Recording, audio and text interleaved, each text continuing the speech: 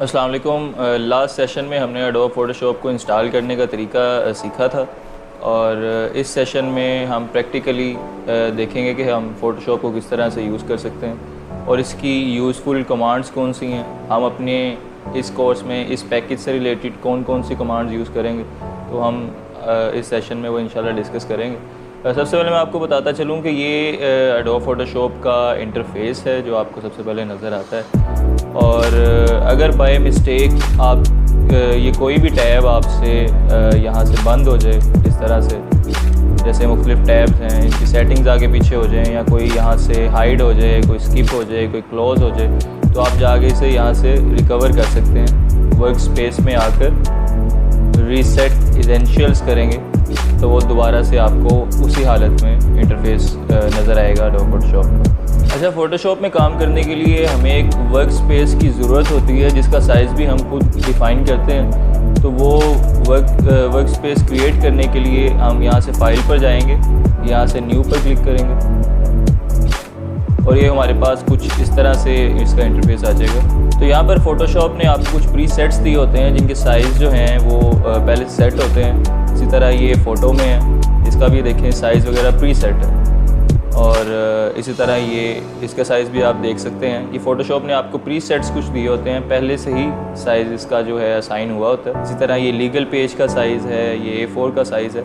तो मुख्तलिफ साइज़ जो हैं ये बने बनाए जो है वो आपको एडोब फ़ोटोशॉप प्रोवाइड कर देता है। प्री सेट इसे कहते हैं। फॉर एग्ज़ाम्पल हम यहाँ से लीगल को सिलेक्ट कर लेते हैं प्री सेट में से और यहाँ से हम इसे क्रिएट कर लेंगे। तो अभी देखिए हमारे पास ये एक लीगल साइज़ की जो वर्क स्पेस है वो बनकर आ गई है और अब हम जितनी भी वर्किंग करेंगे वो इसी वर्क स्पेस में करेंगे जो कि लीगल साइज़ की। तो हम इसे अब क्लोज़ कर देते हैं। एक दो और चीज़ें मैं आपको बताता चलूँ कि आप अपनी मर्ज़ी से भी अपनी वर्क स्पेस का जो साइज़ है वो डिफ़ाइन कर सकते हैं। फॉर एग्ज़ाम्पल हमने फ़ेसबुक का कवर बनाना है तो उसके लिए हमें वर्क स्पेस चाहिए होती है। वो हम पहले चेक भी कर लेते हैं गूगल से कि फ़ेसबुक कवर का क्या साइज़ है। हम यहाँ सिंपली फ़ेसबुक कवर साइज़ लिखेंगे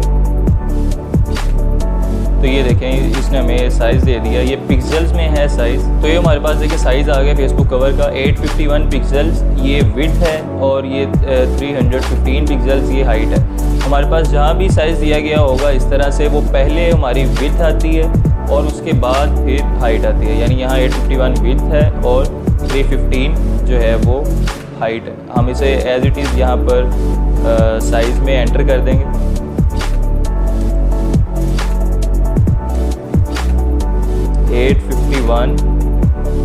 और हाइट 315 यहाँ से हम क्रिएट कर देंगे। तो देखें एडोब फ़ोटोशॉप ने हमें उस साइज़ का एक वर्क स्पेस प्रोवाइड कर दी है जो हमने उसे एंटर किया था वहाँ से डिटेल्स में। तो यह फेसबुक के कवर का ये वर्क स्पेस है। हम जो भी डिज़ाइन करेंगे वो इसी वर्क स्पेस में करेंगे और ये अब फेसबुक का कवर बन जाएगा। यानी इसी तरह जब हम सेव भी करेंगे तो सिर्फ इतनी वर्क स्पेस की जो इमेज है वही सेव होगी जो हम अपनी वर्क स्पेस में यूज़ कर रहे हैं। इसी तरह हम कुछ और सेटिंग्स भी देख लेते हैं। इसे मैं क्लोज़ कर देता हूँ।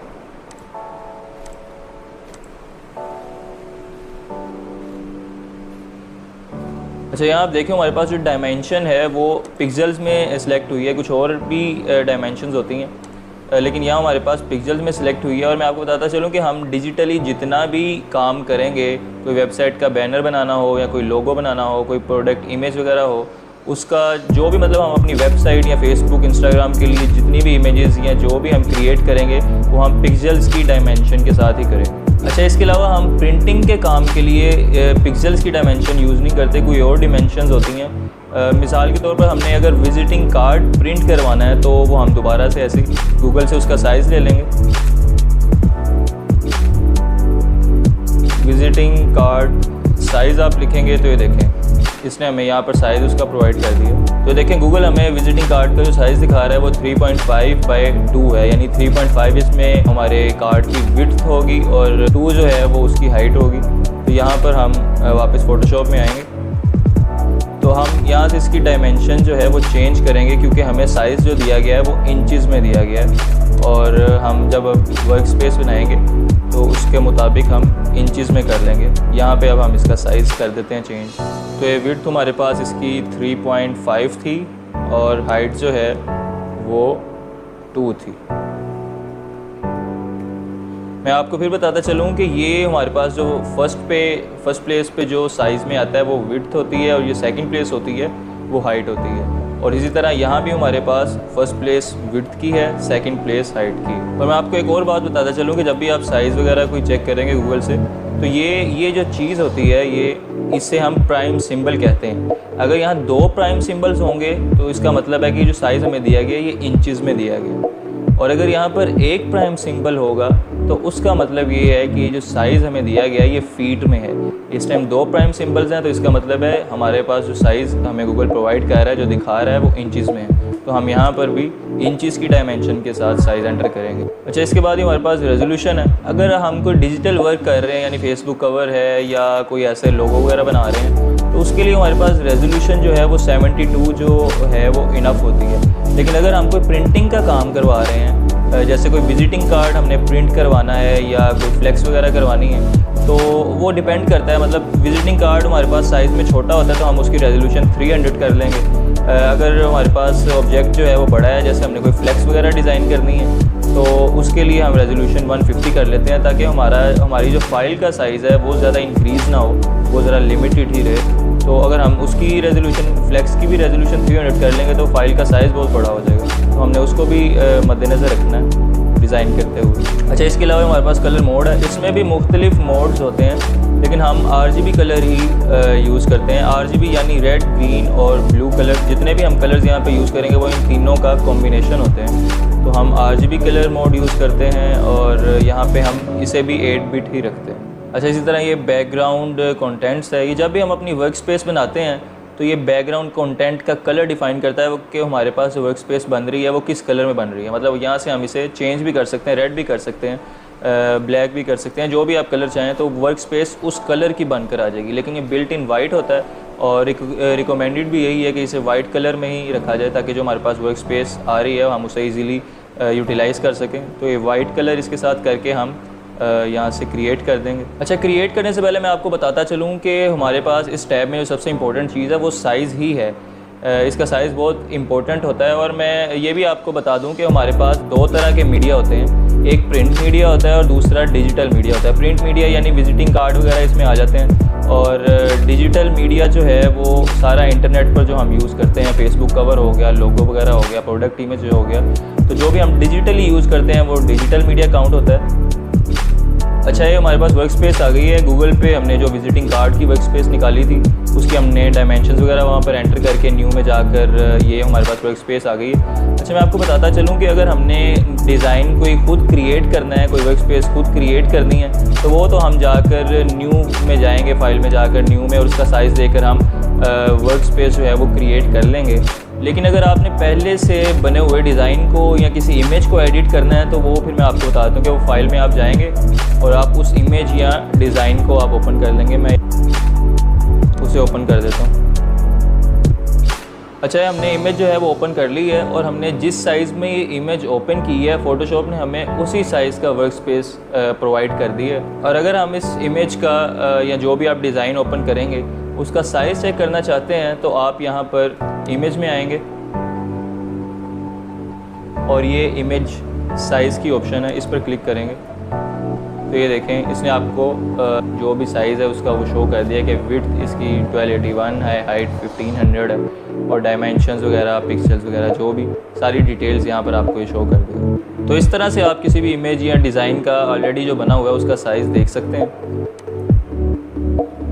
और अगर हम किसी इमेज को किसी ख़ास साइज़ में एडजस्ट करना चाहते हैं तो उसका भी मैं तरीका आपको बता देता हूँ कि वो हम कैसे करेंगे। फॉर एग्ज़ाम्पल, आप अपनी वेबसाइट पे कोई स्क्वायर पोजीशन में इमेज लगाना चाहते हैं, स्क्वायर में किस तरह एडजस्ट करेंगे वो मैं आपको बता देता हूँ। तो उसके लिए सबसे पहले हम स्क्वायर साइज़ की वर्क स्पेस बना लेते हैं। उसकी विड्थ और हाइट जैसा मैंने आपको बताया कि सेम होती है, तो यहाँ पर हम 1000 विड्थ में ऐड कर लेंगे और 1000 हाइट में ऐड कर लेंगे और इसे हम यहाँ से क्रिएट कर देंगे।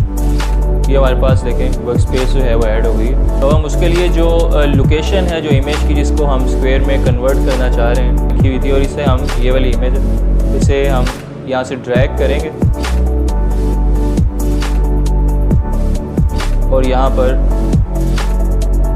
इसे ऐसे छोड़ देंगे। तो ये देखें, ये जो इमेज है ये ऑटोमेटिकली स्क्वायर साइज़ में कन्वर्ट हो चुकी है। अच्छा, अगर आपको लगता है कि आपने ये जो इमेज ऐड की है इसके साइज़ में अभी भी एडजस्टमेंट की ज़रूरत है, तो आप आल्ट और शिफ्ट को दबाएंगे और ये इमेज की 4 नोड्स होती हैं। आप किसी भी एक नोड को यहाँ से जो है वो पकड़ के तो इसमें चेंजिंग कर सकते हैं साइज़ में। देखें, इक्वली इसका साइड एडजस्ट होता जाएगा, तो ये आप अपनी मर्ज़ी से इसे एडजस्ट कर सकते हैं। अगर आप शिफ्ट और आल्ट को नहीं दबाएंगे तो फिर ये देखें, ये इक्वली जो है इसका साइज़ एडजस्ट नहीं होगा। तो मेरे ख्याल से आपको वर्क स्पेस की समझ आ गई होगी। जब भी हम कोई भी चीज़ बनाते हैं तो उसके लिए हमारे पास वर्क स्पेस होना ज़रूरी है। अब हम इस इमेज को सेव करके आपको दिखाते हैं कि ये किस तरह से किस साइज़ में सेव हुई है। उसके लिए आप सबसे पहले फ़ाइल पे क्लिक करेंगे, उसके बाद आप सेव एज़ पर क्लिक करेंगे। तो देखें, आपको एक इस तरह से इंटरफेस एक शो होगा जिसमें आप नीचे फ़ाइल का नाम एडिट कर सकते हैं अपनी मर्ज़ी से। उसी तरह उसके आप फॉर्मेट को भी अपडेट कर सकते हैं और आप उसके अलावा लोकेशन भी यहाँ से सिलेक्ट करेंगे कि आप अपनी इमेज को कहाँ पे सेव करना चाह रहे हैं। मैं यहाँ से डाउनलोड्स पर क्लिक कर देता हूँ, तो मैं डाउनलोड्स में सेव करूँगा। यहाँ मैं अपनी मर्ज़ी से उसका कोई नाम जो है वो लिख लेता हूँ, इमेज कर लेते हैं। इस तरह हम यहाँ से उसका फॉर्मेट जो है वो सिलेक्ट करेंगे। ये JPG फॉर्मेट पे मैं इसे सेव कर रहा हूँ और इमेज सेव करने के लिए आप JPG ही फॉर्मेट यूज़ करेंगे। और ये देखें, हमारे पास JPG की और भी फाइल शो होगी क्योंकि हमने यहाँ से JPG का फॉर्मेट जो है वो चूज़ किया है। तो उस फोल्डर में जितनी भी JPG फॉर्मेट की फ़ाइल्स हैं वो हमें यहाँ पर शो हो रही हैं। अब यहाँ से हम इसे सेव पर क्लिक करेंगे और ये हमारे पास ये इमेज जो है वो सेव हो जाएगी। अच्छा, यहाँ पर ये हमसे साइज़ का पूछता है हमसे साइज़, तो मैं आपको रिकमेंड करूँगा कि आप इसे लार्ज फाइल पर ले जाएं क्योंकि इससे क्वालिटी जो आपकी इमेज की है वो हमेशा बेहतर रहेगी और आप इसे इसी तरह से सेव कर दें। तो ये जो हमारी फ़ाइल है ये अब सेव हो चुकी है। अब जाकर हम दोबारा उसे देख भी लेते हैं, ओपन करते हैं। हमने इमेज के नाम से अपनी फ़ाइल सेव की थी। मैं आपको इसकी डायमेंशंस भी दिखा देता हूँ। ये देखें, 1000 बाय 1000 इसकी डायमेंशन है। जिस तरह से हमने वर्क स्पेस में इसे सेव किया था वही डायमेंशन यहाँ पर शो हो रही है। इस सेशन में आपको बेसिकली हमने वर्क स्पेस के बारे में बताना था। तो आने वाले सेशंस में हम आपको लेयर्स के बारे में और जितने भी बेसिक टूल्स हैं एडोब फोटोशॉप के वो किस तरह यूज़ करते हैं उसके बारे में बताएँगे। अल्लाह हाफिज़।